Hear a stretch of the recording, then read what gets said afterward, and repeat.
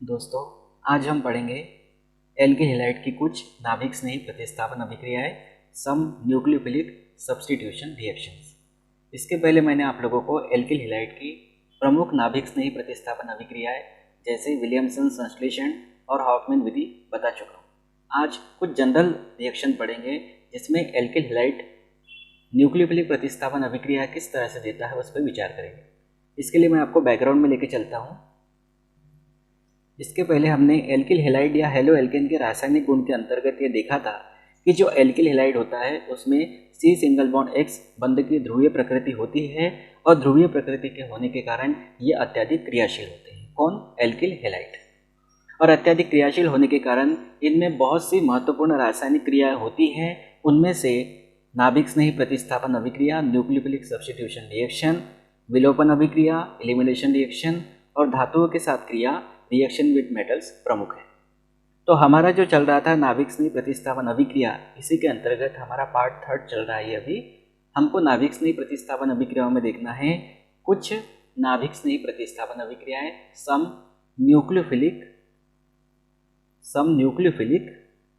Substitution reactions. तो जैसा कि मैंने आप लोगों को बताया कि जो एल्किल हैलाइड होता है, alkyl halide R single bond X, मैं आपको बता चुका हूँ बार बार कि R की जगह हम क्या लेते हैं। R की जगह हम या तो मेथिल लेते हैं CH3 सिंगल बॉन्ड या एथिल लेते हैं C2H5 सिंगल बॉन्ड। जनरली हम इन दोनों को ही ले रहे हैं, इसके बाद के भी ले सकते हैं। तो ये मेथिल हो गया CH3, जहाँ पर भी CH3 आएगा मेथिल और C2H5 आएगा तो एथिल। और साथ में X मतलब होता है हेलोजन, तो हम हेलोजन की जगह क्या क्या ले सकते हैं? फ्लोरीन ले सकते हैं, क्लोरीन ले सकते हैं, ब्रोमीन ले सकते हैं, आयोडीन ले सकते हैं। तो जनरली हम क्लोरीन, ब्रोमीन, आयोडीन को लेंगे। फ्लोरीन को जनरली हम नहीं लेने की कोशिश करेंगे क्योंकि एल्किल समूह के साथ ये जो फ्लोरीन है ये कम क्रियाशील होता है, इसीलिए।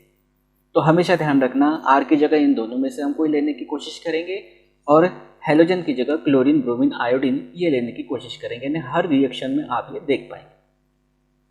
अब इस एल्किल हैलाइड पर जब कोई न्यूक्लियोफाइल आक्रमण करता है, अटैक करता है, तो हम जानते हैं एल्किल हैलाइड ध्रुवीय प्रकृति का होने के कारण हेलोजन परमाणु पर आंशिक ऋणावेश डेल माइनस और एल्किल के कार्बन पर आंशिक धनावेश यानी डेल प्लस आ जाता है। ये न्यूक्लियोफाइल जो है ये उस स्थान पर अटैक करता है जहां इलेक्ट्रॉन घनत्व कम होता है या धनावेश होता है, तो ये अटैक करेगा एल्किल ग्रुप पर और बनाएगा R सिंगल बॉन्ड NU यानी न्यूक्लियोफाइल है, और प्लस ये जो X है ये X माइनस के रूप में बाहर निकल जाएगा, X माइनस। तो इस तरह से ये देखेंगे आप। तो इसमें न्यूक्लियोफाइल ने क्या किया है, हेलोजन परमाणु को हटा दिया, इसलिए इसको एल्किल हैलाइड की नाभिक स्नेही प्रतिस्थापन अभिक्रिया कहते हैं। अब इन अभिक्रियाओं को पढ़ने के लिए आपको कुछ जनरल फार्मूलों की आवश्यकता पड़ेगी। तो पहले मैं आपको उन फार्मूलों से रूबरू करा देता हूँ कि वो कौन कौन से फार्मूले होंगे। तो यहाँ पर ये कुछ फार्मूले लिखे हुए हैं, इनके नाम मैं आपको बता देता हूँ। इन नामों को अच्छे से याद रखना।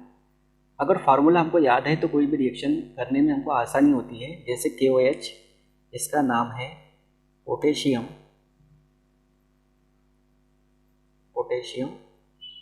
हाइड्रोक्साइड।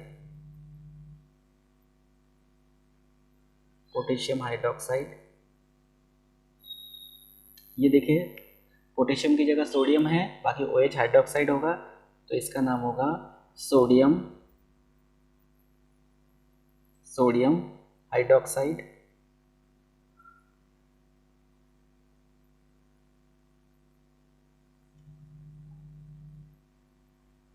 अगला फार्मूला है KCN, potassium cyanide, NaCN, sodium cyanide, AgCN, silver cyanide. ध्यान रखना KCN और NaCN ये आयनिक यौगिक होता है, इसलिए जब भी KCN और NaCN किसी एल्किल हैलाइड के साथ जुड़ेगा तो वो C की तरफ से अटैक करेगा, C की तरफ से आक्रमण करेगा।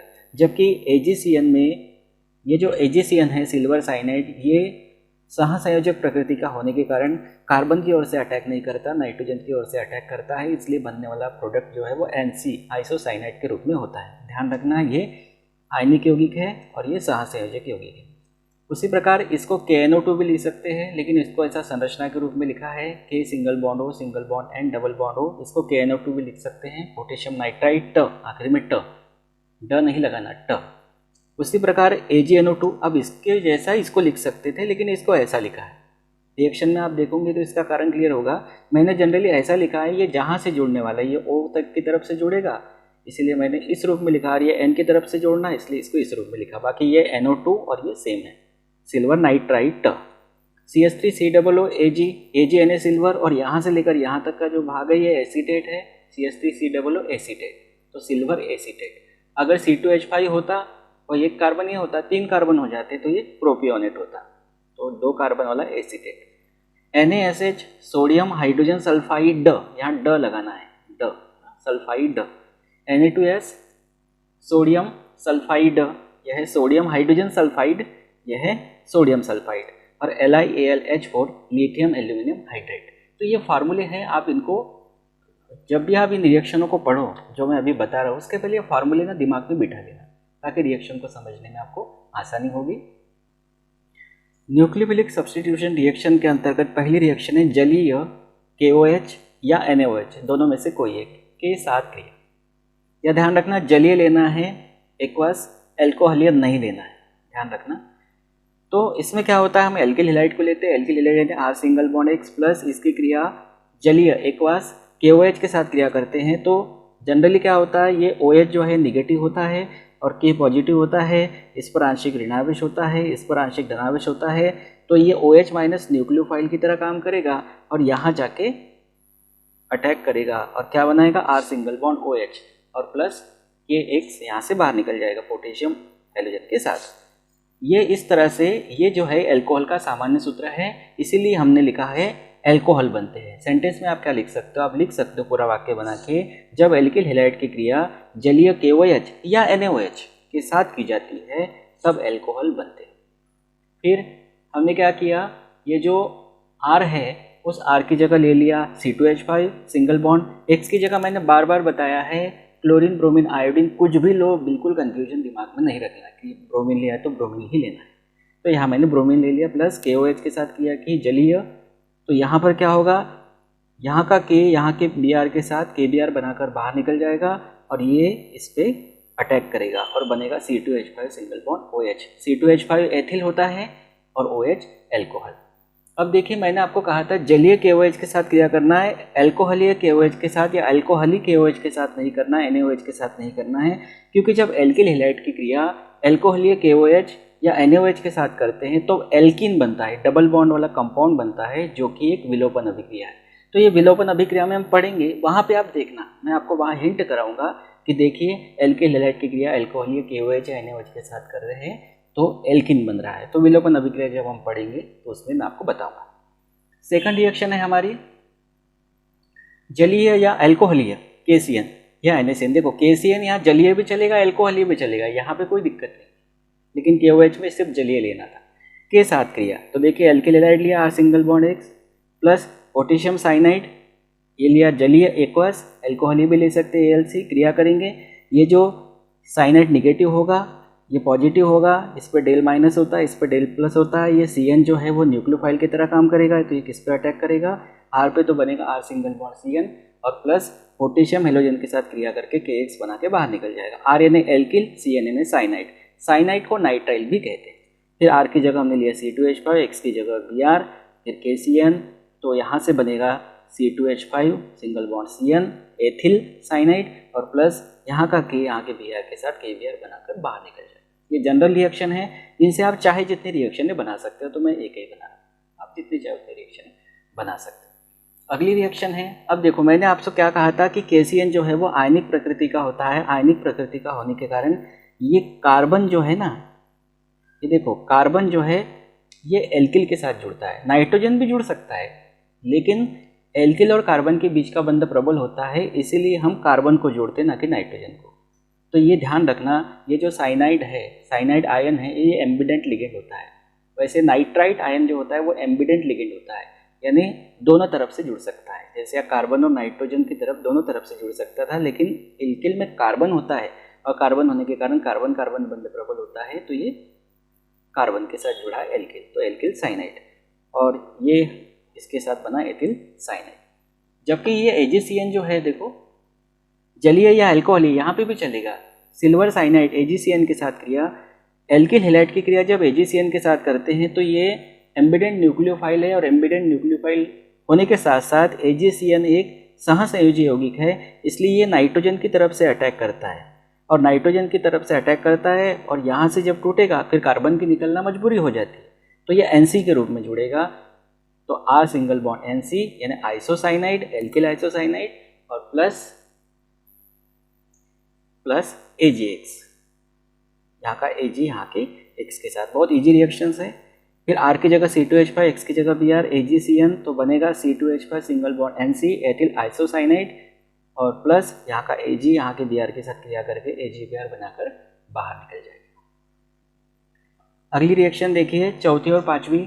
इसमें ये NO2 है, ये भी NO2 है, दोनों NO2 है।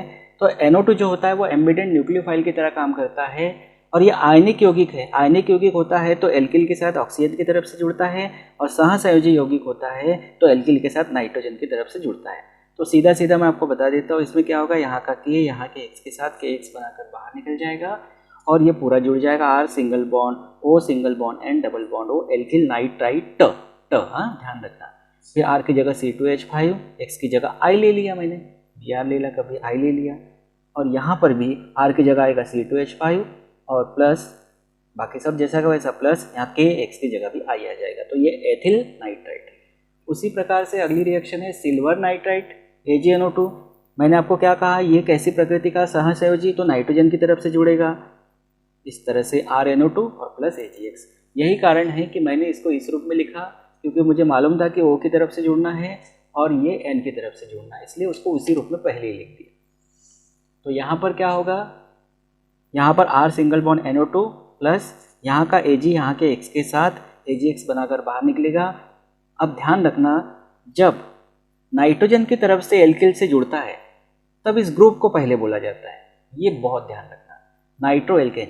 जबकि यहाँ देखिए, ये नाइट्रोजन की तरफ से नहीं जुड़ा है एल्किल के साथ, तो इसको बाद में बोला जाता है नाइट्राइट। ये बहुत इंपॉर्टेंट बात है, जब एल्किल के साथ नाइट्रोजन की तरफ से नहीं जुड़ा है तो नाइट्राइट बाद में बोलना है, और एल्किल के साथ जब नाइट्रोजन जुड़ा है डायरेक्टली तो नाइट्रो पहले बोलना है। तब एल्किल का नाम एल्किल के रूप में ना लिखकर एल्केन के रूप में लिखते हैं, जैसे ये लिखा RNA एल्केन।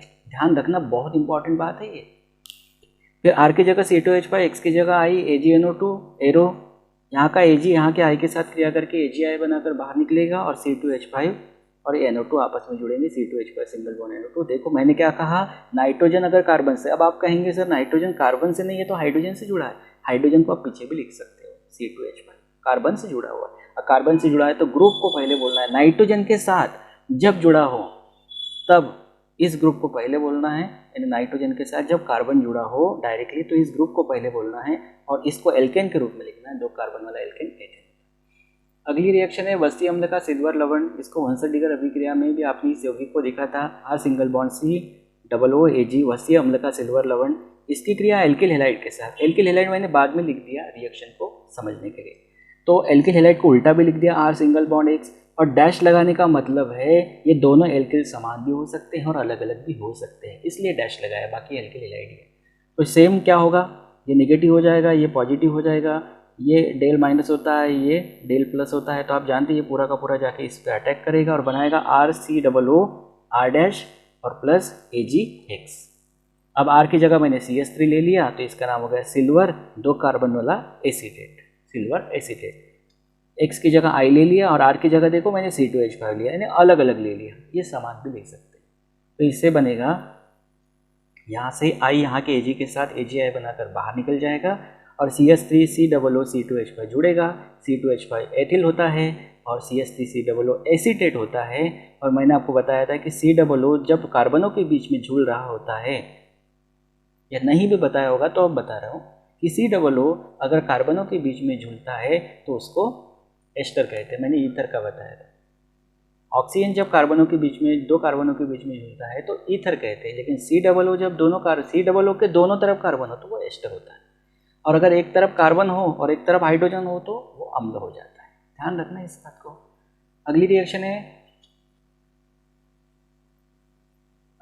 है सोडियम हाइड्रोजन सल्फाइड के साथ क्रिया। एल्किल हैलाइड लिया, सोडियम हाइड्रोजन सल्फाइड ड, हाँ, तो यहाँ पर क्या होगा, सेम यहाँ का सोडियम यहाँ के हेलोजन के साथ NX बनाकर बाहर निकलेगा और R सिंगल बॉन्ड SH।